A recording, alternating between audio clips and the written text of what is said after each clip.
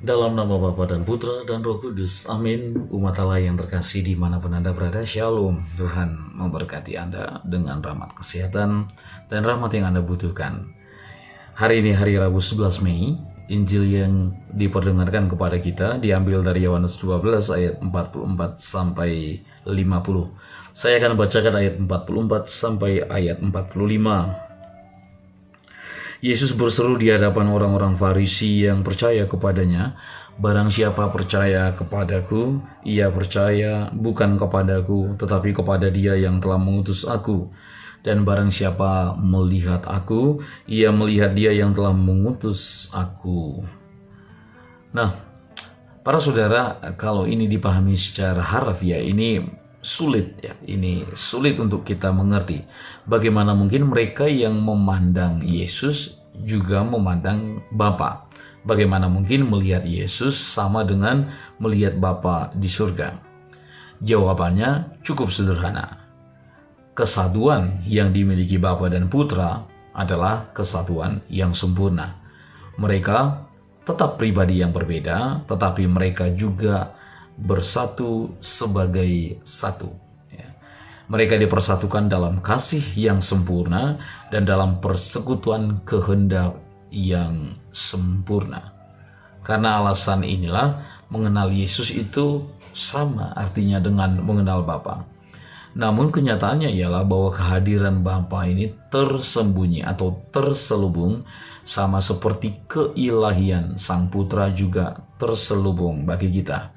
Meskipun kita tidak memiliki pengalaman melihat Yesus berjalan di bumi seperti yang dirasakan oleh para murid yang pertama, kita menemukan kenyataan yang sama setiap kali kita datang saat kita menghadiri Ekaristi Kudus. Ketika kita memasuki gereja dan berlutut di depan tabernakel, penting untuk selalu menyadari fakta atau kenyataan bahwa kita berada dalam hadirat Allah yang penuh dari Allah Putra. Dan karena alasan itulah kita juga berada dalam hadirat Bapa yang penuh dan ilahi. Kehadiran mereka itu nyata dan mutlak. Hanya saja mereka tersembunyi dari panca indera kita. Namun satu hal yang menjadi kunci untuk kita renungkan di sini ialah kesatuan Bapa, kesatuan Anak, dan kesatuan Roh Kudus. Jadi kesatuan Bapa, Anak, dan Roh Kudus. Merenungkan kesatuan mereka dengan penuh doa atau dalam meditasi yang sangat mendalam, itu pasti akan membantu kita untuk memahami. Mengapa? Karena kita dipanggil untuk juga berbagi dalam kesatuan mereka, kesatuan Bapa, Putra, dan Roh Kudus. Kita juga dipanggil untuk berbagi dalam kesatuan kita satu sama lain dengan sesama kita. Persatuan itu sulit, dibutuhkan cinta yang luar biasa. Itu berarti sepenuhnya hadir untuk yang lain, berusaha untuk sepenuhnya memahami, menerima, dan mengenal mereka. Dan Trinitas adalah menjadi model yang sehat untuk kita, dan model yang satu-satunya yang pas, yang sempurna untuk kita.